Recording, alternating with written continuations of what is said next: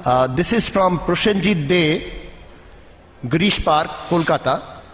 Today's youth lose patience and get irritated at the slightest provocation.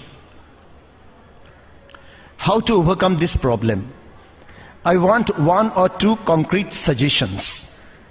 Almost similar to this, one by Bijay Ji, how to overcome the negative impressions conveyed through mass media and films on the youth of India. Then how can we combat the negative situations in our life, by Anshuman Pandey, Vivekananda Vidyapeeth, Madhya Pradesh. So there are a lot many questions on this aspect, on this stress situation, how to combat this one. Question to Swami Ji.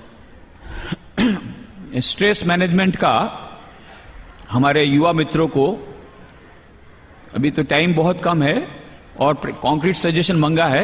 वैसे तो बहुत बड़ा subject है, पर हमारे जीवन में कभी हताशा आए, निराशा आए, कभी हमारे जीवन में डिफिकल्टीज आए, कभी कभी हमारे धैर्य का अंत होने वाला हो, पैशंस न रह सके और मन विचलित हो गया हो, तो उसके लिए एक सुनहरा उपाय, एक गोल्डन मंत्र ऑफ स्ट्रेस मैनेजमेंट मैं हमारे युवा मित्रों को दूंगा। वह है, इस फोटो को अपने पास रखो।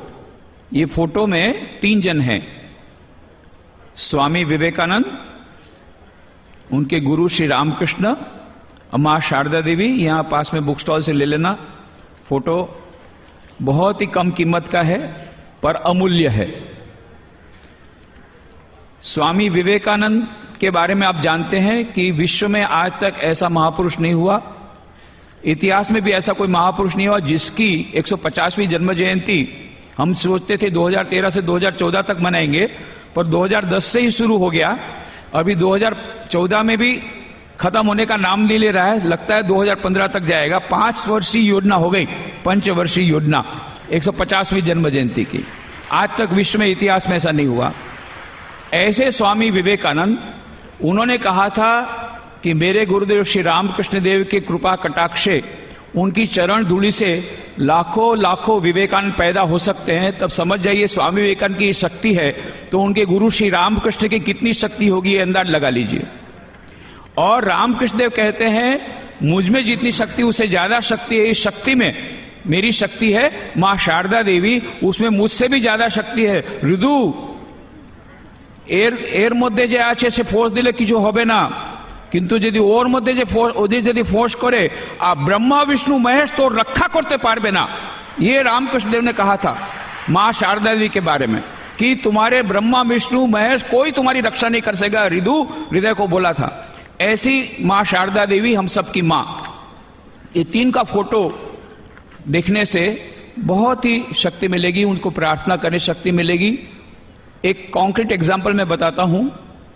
आपने कल अरुणिमा सिन्हा की बात सुनी थी, तो उसकी डिटेल्स आपको नहीं मालूम। 11 अप्रैल 2011 को वो ट्रैवल कर रही थी पद्मावती एक्सप्रेस में, लखनऊ से दिल्ली जा रही थी परीक्षा देने। रात को बदमाश लोग आए, 4 बदमाश थे, डाकू थे। उन्होंने बंदूक हाथ में रखी थी, सबके पास से छीनना शुरू किया। पर ये नेशनल चैंपियन थी वॉलीबॉल की, अकेली लड़की उनके साथ लड़ने लग गई और उन लोगों को लगा कि इसका साहस देख करके बाकी सब लोगों को भी साहस हो जाएगा, इसलिए उन्होंने चलती ट्रेन से उसको फेंक दिया। और सामने से पैरेलल ट्रैक में एक बहुत फास्ट ट्रेन आ रही थी, उसके साथ वो टकराई, उसका एक पैर कट गया। सारी रात रोती रही। 49 ट्रेन उसके सिर पर से चली गई। सुबह में किसी किसान ने उसको उठा करके बोरे में भर करके हॉस्पिटल में लाया। हॉस्पिटल में उस समय एनेस्थीसिया नहीं था, गैंग्रीन हो गया था। तो उसने कहा था ठीक है, आप बिना एनेस्थीसिया के मेरा ऑपरेशन कर लीजिए क्योंकि मैं जिंदा रहना चाहती हूं। बिना एनेस्थीसिया के 2.5 घंटा ऑपरेशन चला और पैर काट दिया गया। बाद में all India medical institute AIIMS में वहां चली गई दिल्ली में, और लोगों ने बहुत सारी बातें उसके बारे में उसके सामने इल्जाम लगाए।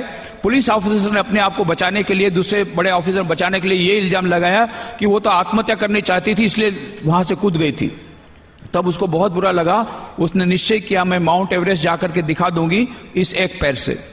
और वहां पर बड़ौदा में आई थी, कोई भक्त लोग लाए थे 23 जनवरी को पिछले वर्ष। यहाँ पर एक ऐसी जगह है जहां स्वामी विवेकानंद खुद रहे थे। वहाँ पर तुम मेडिटेशन करोगी, तुमको शक्ति मिलेगी। तब तक उसने 20,000 फीट की वहाँ तक की ऊंचाई उसने पार भी कर ली थी। टाटा फाउंडेशन से उसको सपोर्ट भी मिल गया था, परंतु अभी बहुत बड़ी एक कठिन परीक्षा थी, माउंट एवरेस्ट जाना था। उसने कहा स्वामी जी आशीर्वाद दीजिए। मैंने कहा कि भाई मेरे पास तो आशीर्वाद नहीं है, हम लोग के पास वो शक्ति नहीं है, परंतु हाँ मैं तुमको ये फोटो देता हूँ। ये श्री रामकृष्ण माँ शारदा देवी स्वामी विवेकानंद के पास ही आशीर्वाद करने की क्षमता है, उनको तुम प्रार्थना करना। ये फोटो तुम अपने साथ रखो, स्वामी विवेकानंद की छोटी किताब अपने साथ रखो। जब जब मन में हताशा आएगी स्वामी जी की किताब पढ़ना, इस फोटो को देखना। और वह इतनी सरल बालिका, उस समय केवल 25 साल की थी, जब उसको एक्सीडेंट हुआ तब 23 साल की थी, अभी 26 साल की है, पिछले वर्ष आई थी 25 साल की थी। बस वो स्वामी विवेकानंद का नाम उसने सुना था, बचपन में उसके पिताजी ने उसके स्वामी जी की कुछ बातें बताई थी, उसने स्वामी जी की किताब ज्यादा नहीं पढ़ी थी, माँ शारदा रामकृष्ण के बारे में जानती भी नहीं थी। पर यह उसको विश्वास हो गया कि ये फोटो की मैं यदि प्रार्थना करूंगी तो मेरा सब कुछ ठीक हो जाएगा। वो माउंट एवरेस्ट के लिए गई। बेस कैंप तक तो मेरे साथ उसके फोन में बात होती रहती थी, बाद में बात भी नहीं हुई। और जब जब उसको मुश्किल होती थी वो फोटो देख लेती थी, उससे उसको एनर्जी मिलती थी। उसके शेरपा ने भी कहा क्या बीच बीच में ये फोटो निकालती हो, मेरे को बाद में वो चेन बंद करना पड़ता है। तो बोले तू नहीं समझेगा, ये मेरी एनर्जी कैप्सूल है। और बाद में 1000 फीट दूर थी, जब माउंट एवरेस्ट के उच्चतम शिखर पर उसका ऑक्सीजन सिलेंडर खत्म हो गया, लाल बत्ती आ गई, तब उसको कहा गया तुम वापस आ जाओ। तब उसने ये सोचा यदि वापस आ जाऊंगा पता नहीं बाद में चांस मिले कि न मिले, फिर से फाउंडेशन टाटा फाउंडेशन मुझे दे न दे। तो उसने कहा मेरे पास इतना तो ऑक्सीजन है कि मैं 1000 फीट ऊपर जाकर के मेरे देश का तिरंगा वहां लगा सकूं, इतना ऑक्सीजन तो मेरे में है। तो उसने निर्णय लिया, मालूम था कि वो मर जाएगी, क्योंकि साफ उसको कहा गया नेपाल एजेंसी ने कहा तुम जल्दी आओ नहीं तो मर जाओगी। उसने ये निर्णय लिया ठीक है मैं मर जाऊंगी पर अपने देश का तिरंगा वहां लगा दूंगी। गई, तिरंगा लगाया, और उसने मुझे वचन दिया था कि ये फोटो को मैं वहां पर रख करके आऊंगी। मैंने उसको कहा था फोटो को वहां रख करके आना। उस समय जब उसका ऑक्सीजन खत्म हो रहा था, उसने उस समय 2 मिनट की वीडियो बनाई।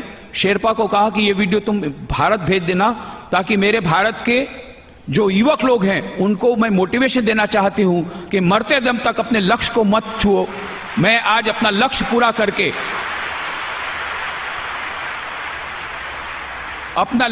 करके माउंट एवरेस्ट पर आ गई हूं।